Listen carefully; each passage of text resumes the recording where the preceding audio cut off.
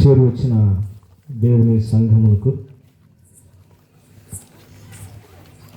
చేరి వచ్చిన ప్రతి వారికి, దేవుని సేవకులకు, అవకాశం ఇచ్చిన ఈ స్థానిక సంఘానికి ప్రత్యేకంగా కృతజ్ఞతలు తెలియజేస్తూ చేరి వచ్చిన వారందరికీ వందనాలు తెలియజేస్తున్నాను.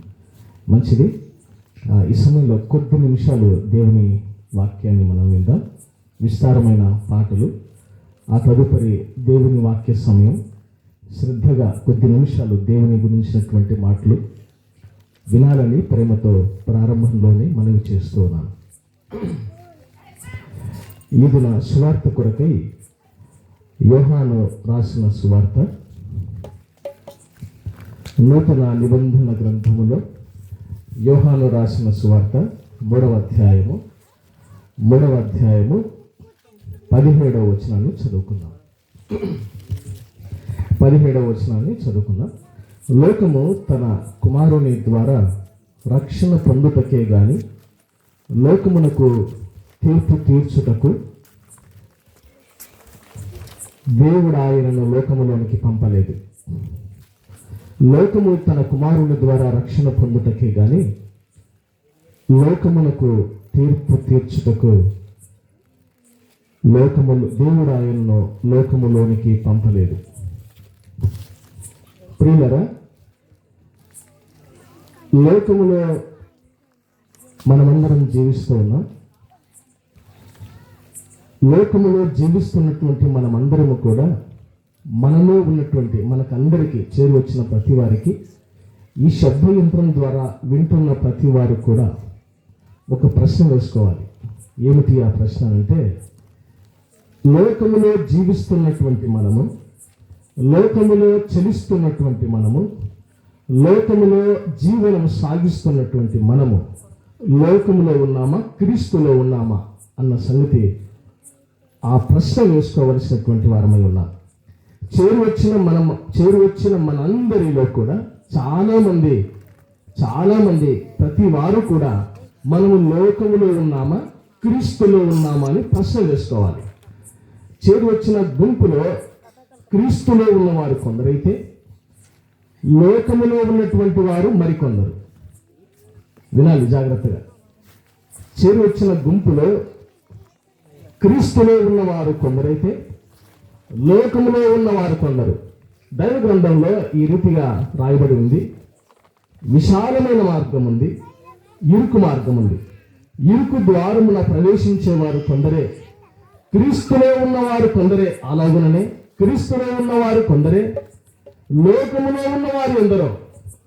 ఈ రాత్రి వేళ మనమందరం ఆలోచన చేయవలసినటువంటి మాట, యేసుక్రీస్తు వారు ఈ లోకానికి వచ్చిన తర్వాత యేసుక్రీస్తు వారి గురించినటువంటి సంగతులు యోహాను రాస్తూ ఉన్నాడు. యేసుక్రీస్తు వారు లోకములకు వచ్చాడు కదా, లోకము తన కుమారుని ద్వారా రక్షణ పొందుటకే గాని లోకములకు తీర్పు తీర్చుటకు దేవుడు ఆయనను లోకములోనికి పంపలేదు అనే మాట మనం చూస్తున్నాం. ఈ రాత్రి వేళ మనం ఆలోచన చేయాల్సిన సంగతి, మొట్టమొదటి సంగతి, లోకాన్ని గురించి మనం ఆలోచన చేద్దాం. అసలు లోకం అంటే ఏంటి? లోకములో ఎవరున్నారు? లోకము ఎన్ని విధాలుగా ఉంది? లోకం ఎలా ఉంది అన్న సంగతి ఆలోచన చేసినప్పుడు సాటి లేని సత్యవేద గ్రంథమైన బైబిల్లో నుండి ఆదికాండ గ్రంథం 6వ అధ్యాయము 11, 12 వచనాలను చూస్తే లోకం ఎలాగుందో మనకు అర్థమవుతుంది. ఆదికాండ గ్రంథం 6వ అధ్యాయము 11, 12 వచనాలు. భూలోకము దేవుని సన్నిధిని చెడిపోయి ఉండెను, భూలోకము బలత్కారముతో నిండి ఉండెను. ప్రియులారా, ఈ లోకము ఎలాగుంది అని అంటే దైవ గ్రంథం చెబుతుంది, భూలోకము దేవుని సన్నిధిని చెడిపోయి ఉంది. అవునండి, భూలోకము చెడిపోయిన స్థితిలో ఉంది. మాత్రమే కాదు, బలాత్కారముతో నిండి ఉంది. భూలోకములో బలాత్కారం ఉంది. భూలోకంలో ఎక్కడ చూసినా బలాత్కారమే.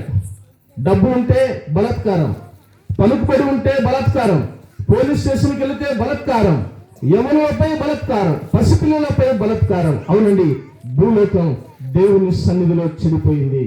వింటున్నారా? చేరు వచ్చిన ప్రతి వారు శ్రద్ధగా వినాలి.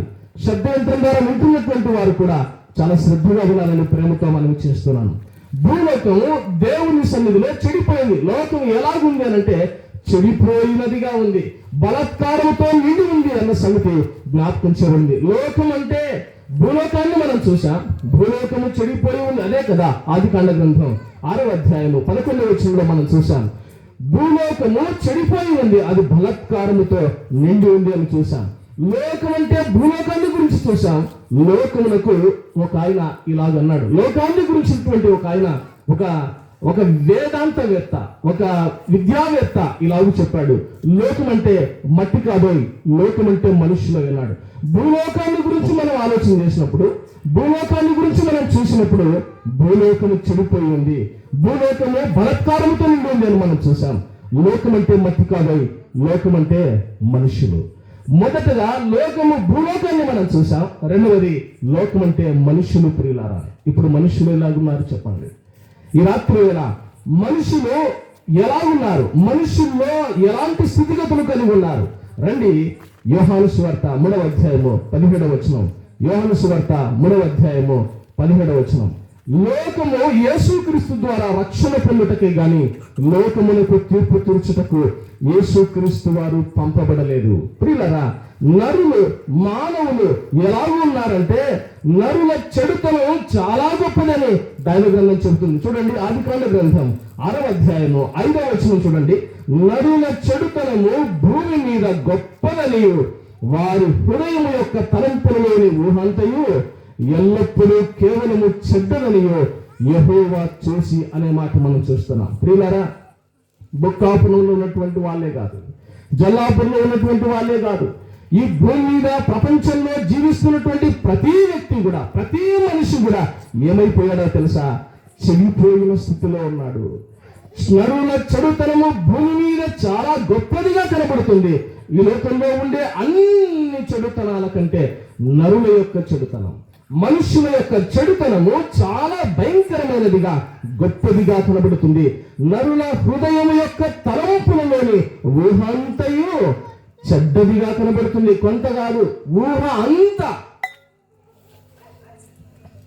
మనుషుల యొక్క ఊహ అంతయు ఎల్లప్పుడూ కేవలం చెడ్డదని దేవుడు చూశాడు. ప్రియులారా, ఈ భూమి మీద నరులు చాలా విలువైన వారు. అందుకే ఆయన ఇలాగ చెప్పాడు, అత్యధిక ప్రాధాన్యత సమస్త పశువుల కంటే, సమస్త వస్తువుల కంటే దేవుడు మానవాళికే ఇచ్చాడు, మనుషులకే ఇచ్చాడు.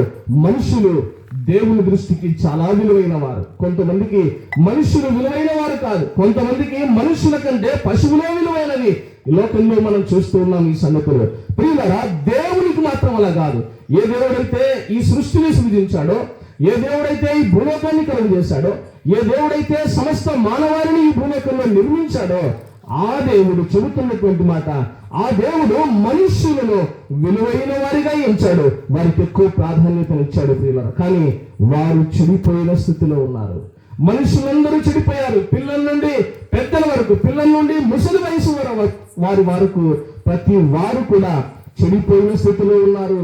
భూమి మీద నరులు విలువైన వారే, కానీ వారు చెడిపోయిన స్థితిలో ఉన్నారు. మనుషుల మూలముగా భూమి బలాత్కారంతో నిండి ఉందని బైబిల్ చెబుతుంది. ప్రియులారా, రెండు సంగతులు మనం చూసాం. మొదటిది, భూలోకము చెడిపోయి ఉంది, భూలోకము బలాత్కారముతో నిండి ఉందని మనం చూసాం. రెండవది, లోకం అంటే మనుషులు అని చెప్పాం. మనుషులు చెడిపోయిన స్థితిలో ఉన్నారు, మనుషులు చెడుతనం కలిగినటువంటి స్థితిలో ఉన్నారు. వారి ఊహంతో చెడ్డదిగా కనబడుతున్నట్లుగా మనం చూస్తున్నాం. మూడో సంగతి మనం చూద్దాం. ఇర్మియా గ్రంథం 17వ అధ్యాయము 9-10 వచనాలు చూద్దాం. ఇర్మియా గ్రంథం 17వ అధ్యాయము 9-10 వచనాలు. హృదయము అన్నిటికంటే మోసకరమైనది, అది ఘోరమైన వ్యాధి గలది, దాన్ని గ్రహింపగలవాడు ఎవడు అని రాయబడింది. ప్రియులారా, భూలోకాన్ని చూసాం, భూలోకంలో మనుషులను చూసాం, భూలోకములో ఉన్న మనుషుల హృదయాన్ని కూడా చూద్దాం. ప్రియులారా, భూలోకంలో ఉన్న మనుషుల హృదయం ఎలాగుందనంటే దైవగ్రంథం చెబుతుంది, హృదయం అన్నిటికంటే మోసకరమైనది, అది ఘోరమైన వ్యాధి గలది, దాన్ని గ్రహింపగలిగినటువంటి వాడు ఎవడు అని దైవగ్రంథం చెబుతుంది. ప్రియులారా, మానవుడు దీన్ని గ్రహించలేని స్థితిలో ఉన్నాడు. అంతే కదండి, వీధుల్లో అందరూ పాపాత్ములు అంటే ఇట్లా బెర్రను చూస్తుంటారు కొందరు. ఎందుకు? మేము పాపాత్ములం కాదు, నీతిమంతులం అని. దైవగ్రంథం ఏం చెబుతుందో తెలుసా? నీతిమంతులు అని చెప్పుకుంటున్నటువంటి వారు మేము నీతి కలిగిన వారం అని అంటారేమో. దైవ గ్రంథం చెబుతుంది మీరు అసలు నీతిమంతులే లేరు. దైవ గ్రంథం చెబుతుంది లోకములో నీతిమంతుడు ఒక్కడు లేడు. దేవుడు చూడండి ఒకసారి మా రోమాపత్రిక 3వ అధ్యాయము. నీతిమంతుడు లేడు, ఒక్కడూ లేడు, అందరూ త్రోవ తప్పి పనికి మాలిన వారైరి అనే మాట మనం చూస్తాం. ఒకవేళ నీతి ఏదైనా ఉంది అని అనుకుంటే మీ నీతి క్రియలు మురికి గుడ్డల వంటివి ఆయన దృష్టికి అని రాయబడి ఉంది. ప్రియులారా, ఆలోచన చేద్దాం. మనుషుల హృదయాన్ని చూస్తే అది ఘోరమైనటువంటి వ్యాధి కలిగిన స్థితిలో ఉంది. మనుషుల హృదయము అన్నిటికంటే మోసకరమైనదిగా కనబడుతుంది. మాత్రమే కాదు, మనుషుల హృదయంలో ఎలాంటి స్థితిగతులు ఉన్నాయో చూద్దాం. మార్కు సువార్త 7వ అధ్యాయము 20 వచనాన్ని మనం చూద్దాం. 20 నుంచి 23 వచనాల వరకు మనం చూస్తే, మనుషుని లోపల నుండి బయలు వెళ్ళినది మనుషుని అపవిత్రపరచును. లోపల నుండి అనగా మనుషుల హృదయంలో నుండి దురాలోచనలను, జారత్వములను, దొంగతనములను, నరహత్యలను, వ్యభిచారములను, లోభములను, చెడుతనములను, కృత్రిమమును, కామైకారమును, మత్సరమును, అసూయ, దేవదూషణ, అహంభావము, అవివేకమోచన, ఈ చెడ్డవన్నీ లోపల నుండి బయలు వెళ్ళి మనుష్యుని అపవిత్రపరచును అనే మాట మనం చూస్తున్నాం. లోకంలో జన్మిస్తున్నటువంటి ప్రతి మానవుడి హృదయం ఎలాగూ ఉందంటే చెడిపోయిన స్థితిలో ఉంది. ఇప్పుడు ఈ లిస్ట్ ఏ లిస్ట్ అయితే నేను ఇప్పుడు చదివానో ఆ లిస్ట్ అంతా ఎవరిది అంటే ఎక్కడో ఉన్నటువంటి వాళ్ళది కాదు. ప్రతి గ్రామంలో, ప్రతి పట్టణంలో, ప్రతి దేశంలో ఉండే ప్రతి మానవుని హృదయం యొక్క కండిషన్ అది. ప్రియులారా, రండి యోహాను సువార్త 3:17. దేవుడు లోకము యేసుక్రీస్తు ద్వారా రక్షణ పొందుటకే గాని లోకములకు తీర్పు తీర్చుటకు యేసుక్రీస్తు వారు పంపబడలేదు. ఈ రాత్రి వేళ ఆలోచన చేద్దాం. భూలోకము చెడిపోయి ఉంది, భూలోకము బలాత్కారముతో నిండి ఉంది. మాత్రమే కాదు, మనుషులు చెడిపోయిన స్థితిలో ఉన్నారు. మనుషుల హృదయం మోసకరమైన ఘోరమైన స్థితిలో ఉంది. ఇప్పుడు ఏం చేయాలి? దేవుడు అనేవాడు ఖచ్చితంగా తీర్పు తీర్చాలి. దేవుడు లోకానికి తీర్పు తీర్చాలి. కానీ చదవబడినటువంటి మాటలో దేవుడు లోకమును యేసుక్రీస్తు ద్వారా లోకము రక్షణ పొందుటకే గాని లోకములకు తీర్పు తీర్చుటకు యేసుక్రీస్తు వారిని ఆయన పంపలేదండి. దైవ గ్రంథం చెబుతుంది. ప్రియులారా, ఈ రాత్రి వేళ ఆలోచన చేద్దాం. చేరి వచ్చిన మనలో శబ్దయంత్రం ద్వారా వింటున్నటువంటి ప్రతి వారిలో కూడా అందరూ ఏ రీతి ఉన్నారో తెలుసా?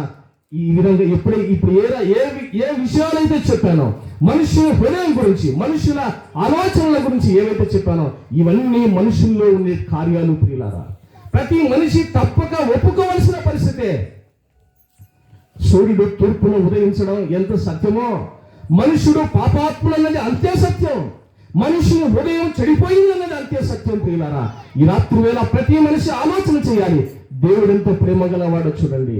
దేవుడు ఇలాంటి స్థితిలో ఉన్న లోకాన్ని, ఇలాంటి స్థితిలో ఉన్న మనుషులను, ఇలాంటి హృదయం కలిగినటువంటి మనుషులను ఆయన ఏం చేస్తున్నాడో తెలుసా? ఆయన ప్రేమిస్తున్నాడు. యోహాను సువార్త 3:16. దేవుడు లోకమును ఎంతో ప్రేమించెను కాగా ఆయన తన అద్వితీయ కుమారునిగా పుట్టిన వాని యందు విశ్వాసముంచు ప్రతి వాడు నశింపక నిత్యజీవం పొందినట్లు ఆయనను అనుగ్రహించును అనే మాట దైవ గ్రంథంలో మనం చూస్తాం. ప్రియులారా, మనిషి చెడిపోయిన స్థితిలో ఉండగా దేవుడు తీర్పు తీర్చలేదు. దేవుడు మానవాళిని ప్రేమిస్తున్నాడు. ఎందుకోసమో తెలుసా? రక్షించబడాలని, లోకము రక్షించబడాలని ఆయన వచ్చాడు. లోకము తీర్పు తీర్చబడాలని ఆయన రాలేదు. ప్రశ్న, లోకములో ఉన్నామా? క్రీస్తులో ఉన్నామా? చేరి వచ్చిన ప్రతి వారం మనం పరిశీలన చేసుకోవాలి. మనం క్రీస్తులో ఉంటే ధన్యులం, క్రీస్తులో లేకుండా లోకంలో ఉంటే వెళ్ళేది భయంకరమైనటువంటి నిత్య నరకాగ్ని గుండం. ప్రియులారా, చూడండి, మార్కు సువార్త 7:20-21 చూసాం. మనుషుల హృదయం అంతా భయంకరమైనదో. ఇలాంటి స్థితిలో ఉన్నటువంటి ఈ లోకం బాగా కావాలన్నా వద్దా చెప్పాలి? ఒక రోగి డాక్టర్ దగ్గరికి వెళ్ళినప్పుడు ఆ రోగం బాగా కావాలనే ఉద్దేశంతోనే వెళ్తాడు. ఇలాంటి చెడిపోయిన స్థితిలో ఉన్న ఈ లోకం చెడిపోయిన స్థితి నుండి బాగు కావాలి. నశించిన స్థితిలో ఉన్న ఈ లోకం, నశించిన స్థితిలో ఉన్న ప్రతి మనిషి బాగు కావాలి. ఆ హృదయం బాగుపడాలి. ఆ హృదయము దేవునికి ఇవ్వాలి. ప్రియులారా, ఈ రాత్రి వేళ ఆలోచన చేయండి. యోహాను సువార్త 3:17. లోకము యేసుక్రీస్తు ద్వారా రక్షణ పొందుటకే, మనుషులు యేసుక్రీస్తు ద్వారా రక్షణ పొందుటకే. తిమోతి 1:4 ఆయన మనుషులందరూ రక్షణ పొంది సత్యమును గురించి అనుభవ జ్ఞానం గల వారై ఉండవలనని ఆయన ఇచ్చించుచున్నాడు అనే మాట చూస్తాం.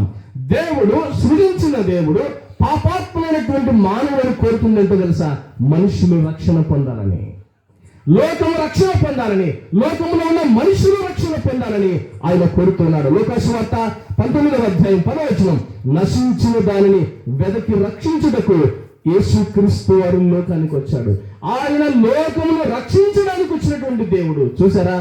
ఆయన నశించిన మనుషులను, నశించిన లోకమును, నశించిన హృదయాన్ని ఆయన రక్షించడానికి వచ్చినటువంటి వాడిగా కనబడుతున్నాడు. ఆయన లోకానికి రావడానికి ముందే ఆయన నిన్ను, నన్ను, మనల్ని ఆయన ప్రేమించిన వాడిగా కనబడుతున్నాడు.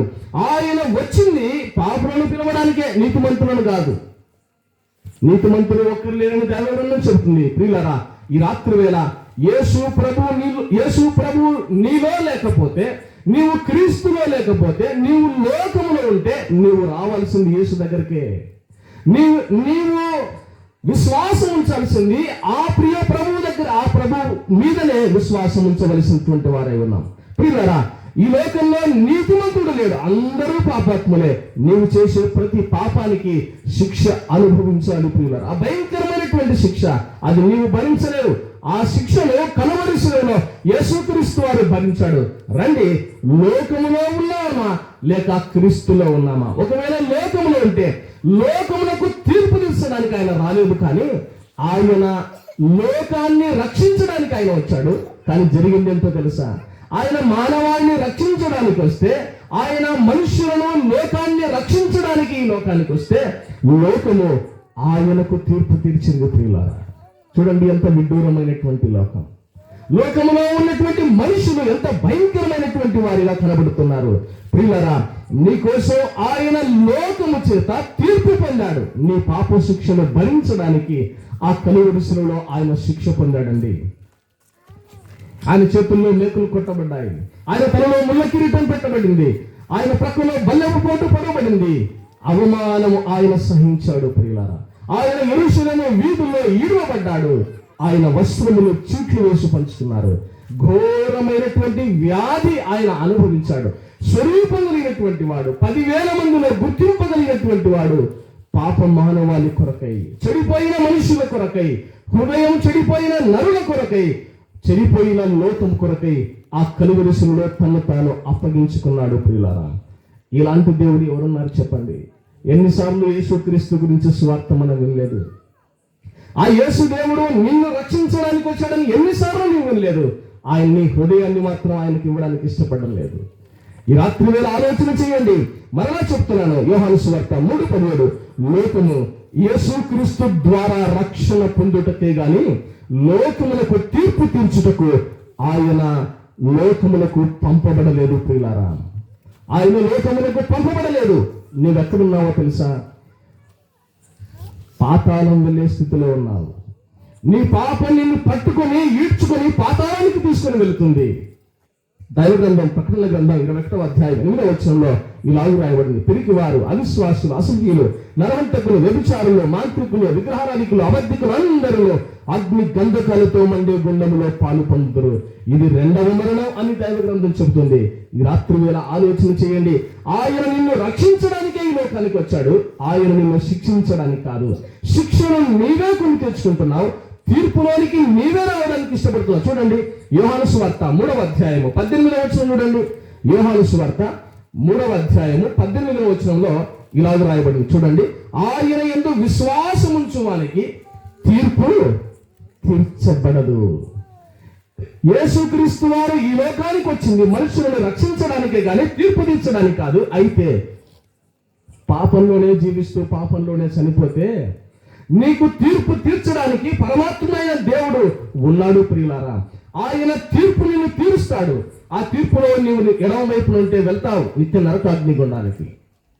అందుకే యోహాను సువార్త 3:18లో రాబడిన మాట, ఆయన యందు విశ్వాసం ఉంచువానికి తీర్పు తీర్చబడదు. చెప్పండి, ఎక్కడున్నారు ఇప్పుడు మీరు? నిత్య నరకాగ్ని గుండానికి వెళ్ళే దారిలో ఉన్నారు. యేసు ప్రభువు మీ హృదయంలో లేడు. యేసు ప్రభు అంటే ఇష్టం, యేసు ప్రభు మాటలు వినాలంటే ఇష్టమే, కానీ మీ హృదయంలో మాత్రం క్రీస్తు లేడు. యేసు ప్రభు నందు విశ్వాసం ఉంచితే తీర్పు నుంచి తప్పించబెడతాం. యోహాను సువార్త 5:24 ఒకసారి చూద్దాం, చూడండి. 5:24, నా మాట విని నన్ను పంపిన వాని యందు విశ్వాసం ఉంచేవాడు నిత్య జీవం గలవాడు, వాడు తీర్పులోనికి రాక మరణములో నుండి జీవములోనికి దాటి ఉన్నాడని మీతో నిశ్చయముగా చెప్పుచున్నాను. ప్రియులారా, యేసు క్రీస్తునందు విశ్వాసం ఉంచని వారు ఎక్కడున్నారో తెలుసా? వారు తీర్పులో ఉన్నారు. వారి కొరకు అగ్నిగుండం కాచుకొని ఉంది. వారు వెళ్ళే స్థలం భయంకరమైనటువంటి పాతాళం. ప్రియులారా, అలాంటి భయంకరమైనటువంటి స్థితికి నేను వెళ్ళకుండా ప్రియప్రభు వారు ఆ కలువరిలో తానే శిక్ష పొంది ఆ పాపం నుంచి విడిపించాడు. మనుషులమైనటువంటి మనం, పాపాత్ములైనటువంటి వారు చేయాల్సిందల్లా ఒకటే, ఏం చేయాలో తెలుసా? యేసు దేవా, నేను పాపిని, నా పాపములు క్షమించండి, నన్ను మీ బిడ్డగా చేసుకోండి, కలువరిలో నా కోసం నీవు మరణించావని నేను నమ్ముతున్నానని ఈ చిన్న ప్రార్థన,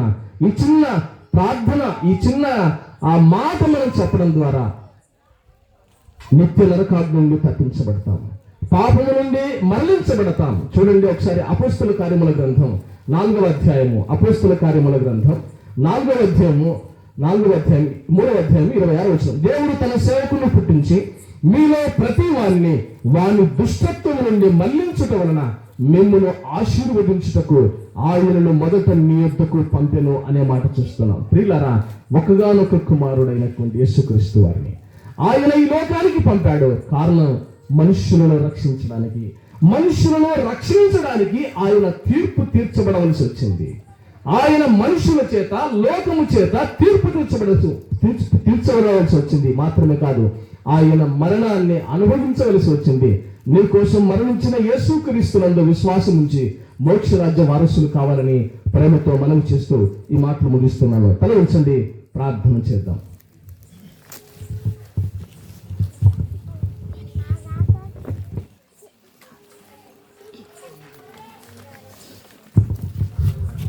వాళ్ళరా ఇంకా చాలామంది కూడా